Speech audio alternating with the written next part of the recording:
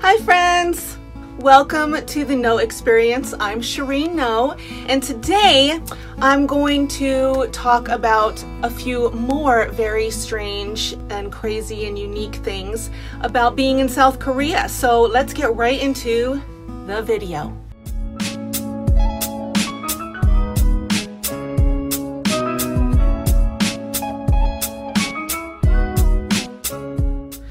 Okay, I know I started this video with my hoodie on, but I thought that because it's fall that I was like, oh yay, I can finally put my sweater on, and then I did, and then I got everything set up for this video and the lights and realized I was starting to sweat already, so it's gone. And if you watched my last video on the different things about Korea, then you know that unlike Koreans, I do need to wear deodorant, so I was too hot.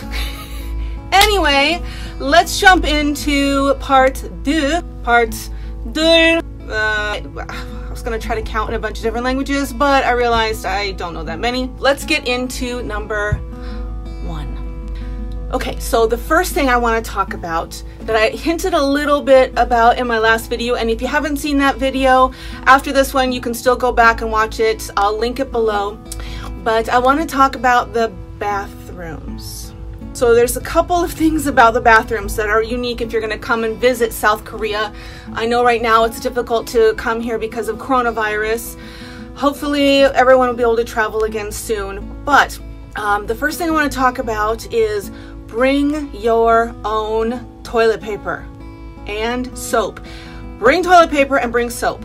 So if you're going to use the bathroom at like any of the public bathrooms, and they're clean, by the way, they're phenomenally clean, especially compared to American bathrooms in public places.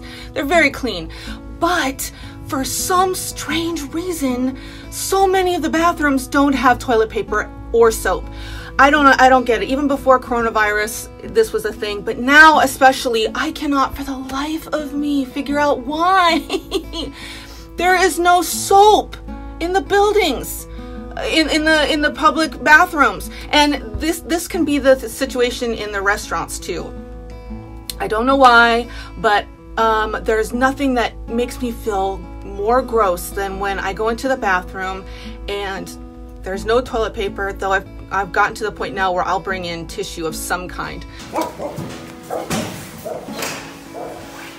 my God. No soap.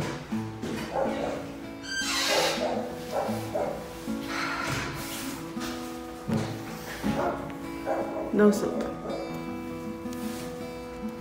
It's great for coronavirus. So let me show you what my husband bought me so that I no longer have to freak out when I come out of the bathroom. Okay, I actually have like this little container that I bought online. I think I bought it even on Wish. Originally it was going to be for when I went camping. I'm not doing that right now either. There's like, when you open it, I don't know if you can see that. There's like these little sheets right in my face. Yeah. Little sheets of soap. I also have a stick that reminds me of like stick glue that we used in school, but I can't find it, which is not good because the whole purpose of having it is being able to quickly find it when I'm in the bathroom. So let's go on to number two. Okay, I had to pull my hair back because you see me fiddling with it a lot. I used to always have my hair short. My husband likes long hair. I'm trying to grow my hair out because I worship the ground that man walks on. He's amazing. So if he wants me to have long hair, I'm gonna have long hair, but I hate it. Don't tell him I said that. Anyway, okay, so the next thing I want to talk about, if you are moving to South Korea and you get your first place and you check your apartment out, look at the ceiling because chances are there is no smoke alarm. Yeah, there's no smoke alarms. And do fires happen in buildings here?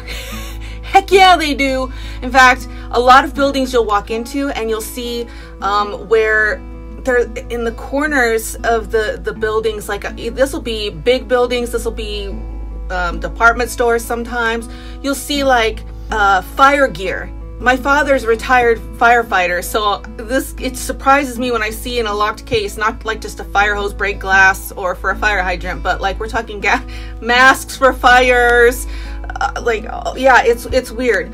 And fire alarms are not a thing here. So as soon as I moved here and I noticed it, again, firefighter daughter, the very first thing, I'm talking like within the first week I was here, because my paranoid self, I made my husband go online and order us 2 smoke alarms for our apartment and install them. So I do feel a little more at ease, but it doesn't have quite the same threatening sound as the good old US of A fire alarms. Now, I'm not saying it's not loud. I don't think it's quite at the same scary, obnoxious pitch that the ones in America are. Because, you know, when that one goes off, it's like Danger Will Robinson, right? I mean, it's like, ah! You quickly open your, oh my God, that reminds me, short story. Okay, so the first time the smoke alarm goes off when my husband's cooking. Our apartment's small and it was winter and we had everything closed up, and he was, I don't even remember what he was cooking, but it was making some smoke. And the thing goes off. Now, what do we do when the smoke alarm goes off when you're cooking? We all know, we grab a towel, we start waving it in front of the smoke alarm, we open doors and windows. And my husband, he turns around, he's like, what's that? What's happening? What's that? I'll never forget it, because it hadn't occurred to me until that very moment that we're it's something we're completely used to, but he had never heard before in his life. He was freaking out. He's like, oh my God, what do we do? What do we do? God, I wish I'd had that on video. I will never forget it, and I will tell everyone I know, and I will laugh about it as long as I can. But yeah, so I'm grabbing my towel and I'm waving it, and I look at him just like this, and I say, welcome to America.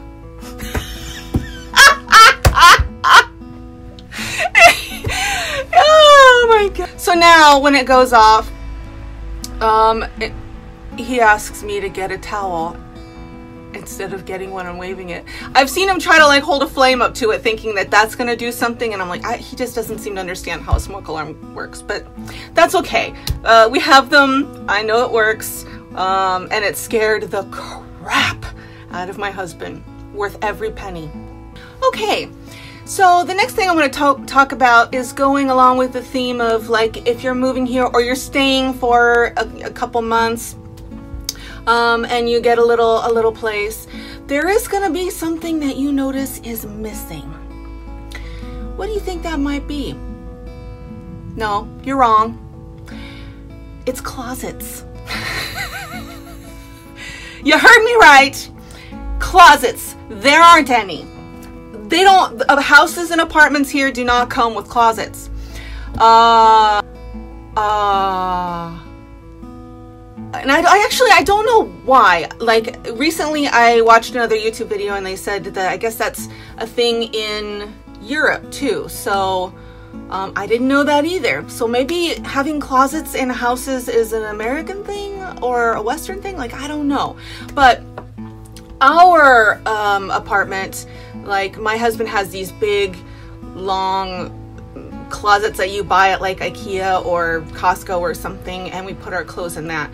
But it's in our main area. And later I will do a video if you guys are interested in seeing my teeny tiny little apartment. I can do a apartment tour, and if you're interested in that, leave a comment below and let me know that you're interested in that. Maybe I'll do a video on that, because you will be surprised what my apartment looks like.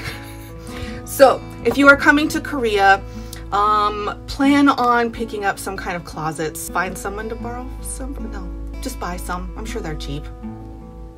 Yeah. No closets. And something else that's really strange, when you're coming to Korea, whether you're moving here or you're just vacationing here, it doesn't matter. Do you get some aches and pains? Do you have a little of that wake up in the morning and your bones are a little achy, and you normally have your little water next to your nightstand, and first thing in the morning you open up a little bottle of aspirin and put one in, and you kind of start your day and moving around and you feel better? Yeah. you might want to bring that with you. Aspirin is a prescription in South Korea. Yeah, that's one of those question mark over my head, huh? Moments. Yeah, but I found this out the last time I was here, and my husband, we were dating then, and he was like, oh, is that aspirin? And I was like, yeah, do you want some?